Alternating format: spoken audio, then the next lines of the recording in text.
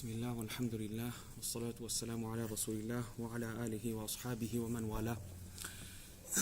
اللهم علمنا ما ينفعنا وانفعنا بما علمتنا وزدنا علما وعملا وفقها في الدين يا رب العالمين وألحقنا بعبادك الصالحين.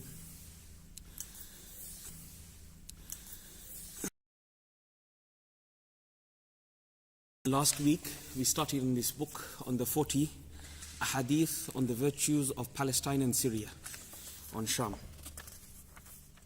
Here the author, after mentioning the 10 verses that are referred to Masjid al-Aqsa and Bayt al-Maqdis, he goes on to all the graves of the prophets, all the graves of the companions, all the graves of the tabi'een, atba'u tabi'een.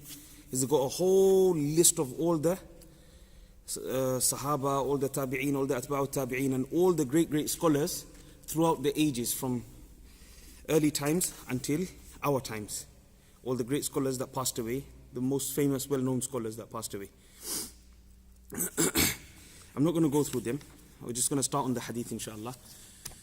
The first hadith, as we find in all the compilations, or a lot of the compilations of hadith, is the hadith of hijrah, hadith of niyyah. Most of us know. إِنَّمَا الْأَعْمَالُ بِالنِّيَّاتِ وَإِنَّمَا لِكُلِّ امْرِئٍ مَّا نَوَىٰ. The first hadith of Riyadh al-Salihin, Bukhari, and all those big collections of hadith, accepted collections of hadith. So he also begins his collection with the same hadith. We're not going to go into the crux of it, but the crux of it is very easy. Simple understanding is that whatever you do, whatever intention you have to do an action, that's what is mostly important. Okay? That's what is important. If the intention is not there, for example, a person goes all day without eating and drinking and without touching his wife. Is he considered fasting? He's not considered fasting. From dawn to dusk, he didn't do anything. Is he considered fasting? He's not considered fasting. Why? Niyyah is not there. Intention is not there. If a person comes into salah without the intention of salah, is his salah going to be valid? Not valid. Why? Because intention is not there. Okay? So, intention is extremely important in everything. In absolutely everything. Imam Shafi'i here, he mentions that approximately 70 chapters of fiqh is based on this one hadith. Imam Abu Dawud goes on to say, our whole sharia revolves around 4 hadith.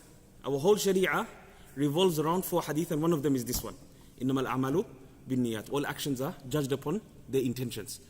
Anyway, I'm not going to go through that hadith. We move on to the next hadith, inshallah. What is our discussion today? عن زيد بن ثابت رضي الله عنه قال كنا عند فقال رسول الله صلى الله عليه وسلم طوبى للشام فقلنا لأي ذلك يا رسول الله قال لأن ملائكة الرحمن باسطة أجنحتها عليها رواه الترمذي وحسنه وأحمد بإسنادين. Here in this hadith, Zayd ibn Thabit, one of the scribes of the Quran, one of the Sahabi that was appointed by Abu Bakr radiallahu anhu to compile the Quran together in one book after the death of Rasulullah sallallahu alayhi wasallam.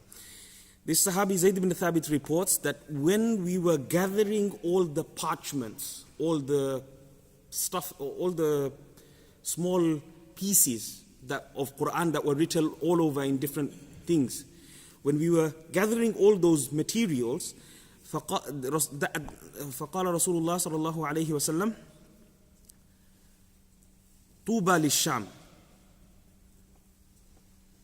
Rasulullah sallallahu alayhi wasallam said, Tuba with Rasulullah. So this hadith again proves that even at the time of Rasulullah, they were gathering the Quran in written form.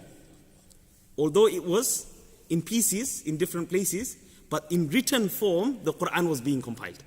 Like the Mus'haf of Ubay bin Ka'ab, like the Mus'haf of Amr ibn al-As, like the Mus'haf of Abdullah bin Mas'ud, and many others. So here, he says, congratulations, glad tidings to Sham. Sham is Palestine and Syria mostly. We talked about this last week. فَقُلْنَا لِأَيِّ ذَلِكَ. Why? Why? What is this glad tiding for, especially? So Rasulullah sallallahu alayhi wa sallam replied, لِأَنَّ مَلَائِكَةَ الرَّحْمَنِ بَاسِطَةٌ أَجْنِحَتَهَا عَلَيْهِ عليها.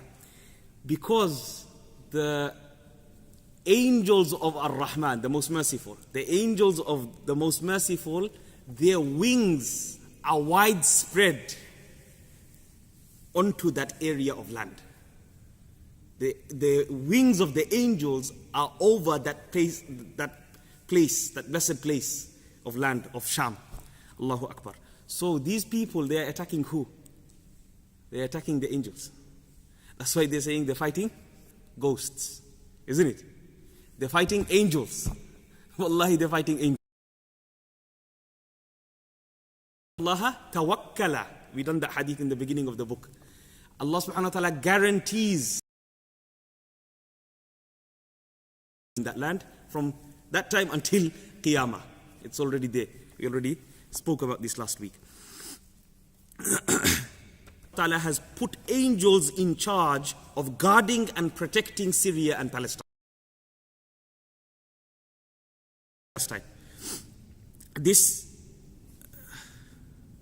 And then he says, this is an agreement with the hadith of Abdullah bin Hawala, stating that the people of Sham are under the guarantee and care of Allah. Hadith we have here is Abu Zubair an Jabirin radiyallahu anhu qibala kulli ufuqin fafa'ala dhalika wa qala Allahumma arzuqna min thamarati al-ardi wa barik lana fi muddina wa sa'ina rawahu Ahmad. And then the narration continues. وعن أنس أن النبي صلى الله عليه وسلم نظر قبل العراق والشام واليمن فقال اللهم أقبل بقلوبهم على طاعتك وحط من ورائهم. The crux of this is Anas bin Malik radiallahu anhu narrates that the Prophet sallallahu alayhi wasallam looked towards Iraq, looked towards Sham, looked towards Yemen, these three places, Iraq, Yemen and Sham. All these three places, when he looked towards this direction, that direction, he said, "Oh Allah, bring the hearts over of these people to your obedience and relieve them from all burdens. Relieve them from all burdens."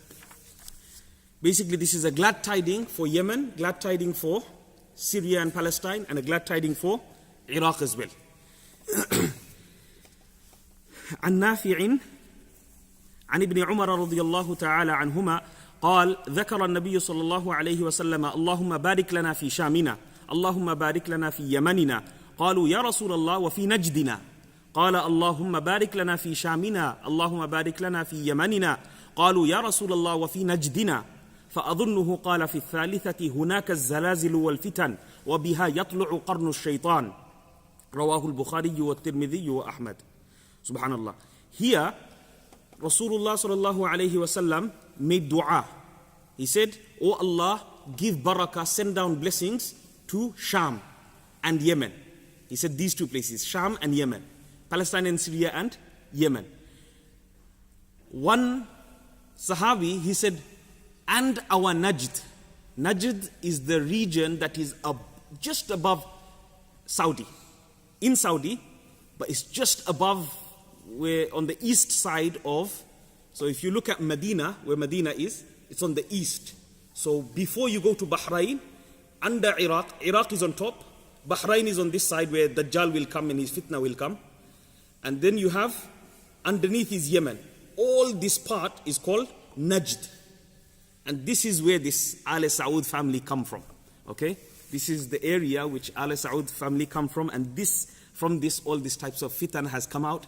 Even in the learning institutions in Medina, in Mecca, in all these other government-funded, these problems are coming out from these type of scholars because, and these contradictions and all these confusions are coming out from these type of scholars because of the government-funded problems that we have now. Okay, and you can look at the situation. The scholars can't speak out because they're restricted to what they can say. They're confined to what they can say. Okay. Anyway, let's not go to that. Let's carry on with here. Allahumma barik lana fi shamina wa fi yamanina. He said this twice. He repeated this twice. And the Sahabi, he also said, what about our Najd? What about our Najd as well? Make dua for Najd, meaning the parts next to Saudi or next to Makkah and Medina. Third time. First time he ignored it. Second time he ignored it. He just said, Allahumma barik lana fi shamina wa fi yamanina. The third time he said, from that area of Najd, where all this Muhammad bin Abdul Wahhab and the Salafis and Wahhabis come out from there will come out excessive earthquakes. Excessive earthquakes. Wal fitan, meaning in that direction. So it doesn't hit Iraq, but Rasulullah knew about Iraq, as we can see in some other ahadith as well. Okay? So it's the borderline. Najd is the borderline of Iraq, is the borderline of Yemen and the borderline of Bahrain. Okay? I gave you the three. Iraq is on top, Yemen is on the bottom, and Bahrain is on this side. Okay? And then you find Medina and Makkah here, approximately. So from there, this is the place. Wal fitan, and so much fitan will come out, trials and tribulations will come out from that side. And from there, the two horns of shaitan will come out. From there, the two horns of shaitan will also come out.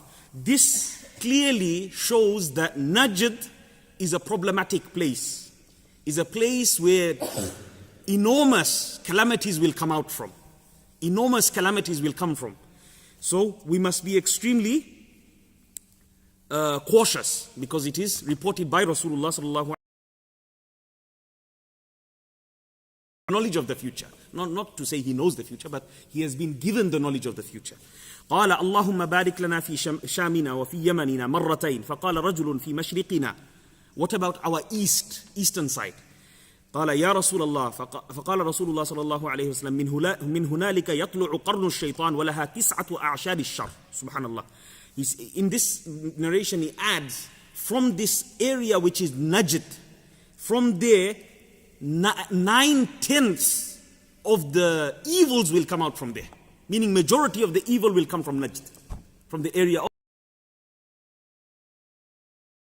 these Ala Saud and the people that are in power today, the puppets of Saudi. They're not Asli Madinians and Makkans. Understand that well. Ruwatu Sahaba al-Yamaniyin. Here he gives a hadith that all the Sahaba, all the Tabi'een, and the is it Atba'u Tabi'een as well? I'm not sure. The Sahaba, he mentions 6 that are Yemenis. All these are, this is in virtue of Yemen now. Okay? We spoke about Sham, now he's going to Yemen as well. Al-Yemen sallallahu alayhi wa sallam wa alihi wa sahbihi wa sallam. That are Yemeni companions of Rasulullah sallallahu alayhi wa sallam. That's 6. Rijali rijalu ahli al-Yaman wal imanu yamanin wa ana yamanin. Allahu Akbar. Look at the virtue. Minhum bil madah. He says the best of men, the best of people. Here, of course, we translate literally best of men, but here it refers to the best of people. Best of, as in Yemen. Myself am a Yemen, is from Yemen. Till wa ana Yamanin, and I am also Yemeni. Rasulullah is saying. عن عياض بن عمرو الأشعري رضي الله عنه قال لما نزلت فسوف يأتي الله بقوم يحبهم ويحبونها ذلة على المؤمنين أعزة على الكافرين يجاهدون في سبيل الله ولا يخافون لومة لائم. قال رسول الله صلى الله عليه وسلم هم قومك يا أبا موسى. وأومأ رسول الله صلى الله عليه وسلم بيده إلى أبي موسى. Here, when this verse came down, that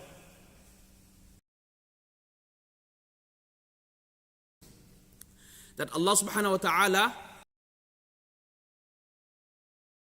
loves Allah and they love Him. Okay? Who loves Allah and they love Him. Meaning this is a guarantee from Allah of their true belief. Okay? True belief. And their firmness on deen. And then Rasulullah sallallahu alaihi wasallam pointed towards Abu Musa al-Ash'ari. Ash'ariyin, that tribe is from Yemen. So he pointed towards Abu Musa al-Ash'ari and he said, this verse is people of Ahlul Yemen. Allahu Akbar.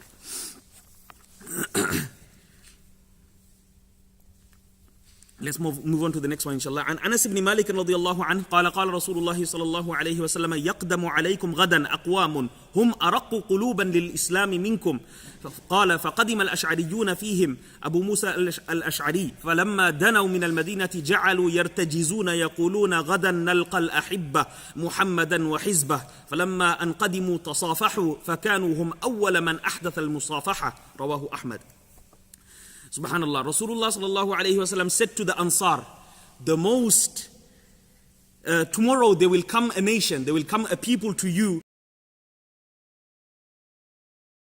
They have the most sensitive hearts for Islam. When the tribe of Ash'aris, the Ash'ari tribe came, and from amongst them was Abu Musa al-Ash'ari. When they came close to Medina, they started singing. Tomorrow, ghadan nalqa al-ahibba, we will meet our beloved ones, our friends, our close ones, the ones that we love the most. Muhammadan wa hizba, Muhammad and his group, his people. They started handshaking, and this was the first time. Okay, shaking hands is with two hands, not one hand. If in a circumstance where you have to shake with one hand, that's fine, but the sunnah is two hands. Okay, فَكَانُوا هُمْ أَوَّلِ, they were the first people to introduce shaking hands in Islam. وعنه عن النبي صلى الله عليه وسلم قال أتاكم أهل اليمن هم أرق أفئدة وألين قلوبا الإيمان يمان والحكمة يمانية والفخر والخيلاء في أصحاب الإبل والسكينة والوقار في أهل الغنم. وعن عمران بن حسين رضي الله عنهما قال جاء ناس من أهل اليمن فقال النبي صلى الله عليه وسلم اقبلوا البشرى. Subhanallah. Here the next hadith is very similar. Again, it's referring to the people of Yemen. Now why Syria, Palestine and Yemen are put together is because of the virtue that they have. We spoke about their wings all over that piece of land, the Yemen, Syria and Palestine. Here Rasulullah impresses upon us the virtue of the people of Yemen. They are sensitive in hearts. Alyanu quluban. And Iman is in Yemen. Iman is in Yemen. Wal hikmatu yamaniya. Wisdom is also in Yemen.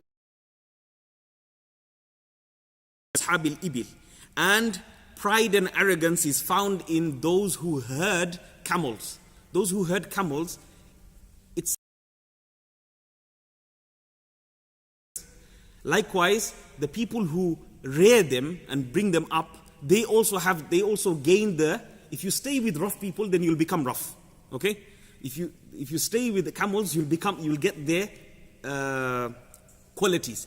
Then was-sakinatu wal-waqar fi ahli al-ghanam, and those who look after sheep, and we know all the anbiya from first to last were herders of sheep. They used to look after sheep and goats. So tranquility and peace and dignity is found in the people of those who herd sheep. وعن عمران بن حسين here, next one, قال جاء ناس من أهل اليمن. Some people came from Yemen, and Rasulullah sallallahu alayhi wasallam said, accept the glad tidings, because this tribe of Banu Tamim, they did not accept the glad tidings. Here they said, we are more than glad to accept the glad tidings of Rasulullah sallallahu alayhi wasallam. قبلنا يا رسول الله. Then وأهل اليمن قال منهم. Look at the virtue that Rasulullah placed to the Yemeni people.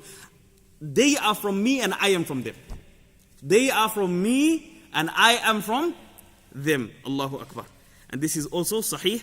And Hasan al-Basri, the last narration, I'll finish off here inshallah. وعن الحسن البصري مرسلا قال قال رسول الله صلى الله عليه وسلم الأشعريون في الناس كسرة فيها مسك.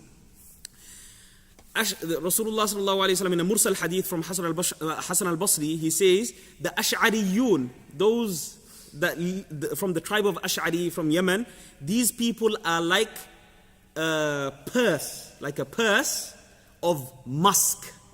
Purse of musk compared to any other people. So meaning, they are like jewels and pearls, they are like diamonds. You will not find people like the Ash'ari tribe and the Yemenis like them in the whole world. Okay? So this also shows the significance of the people of Yemen. Okay? We will continue inshallah with the hadith of Palestine and Syria next lesson inshallah. Jazakumullahu khairan. Assalamu alaikum wa rahmatullahi wa barakatuh. Subhanakallahumma wa bihamdika nashhadu an la ilaha illa anta nastaghfiruka wa natubu ilayk.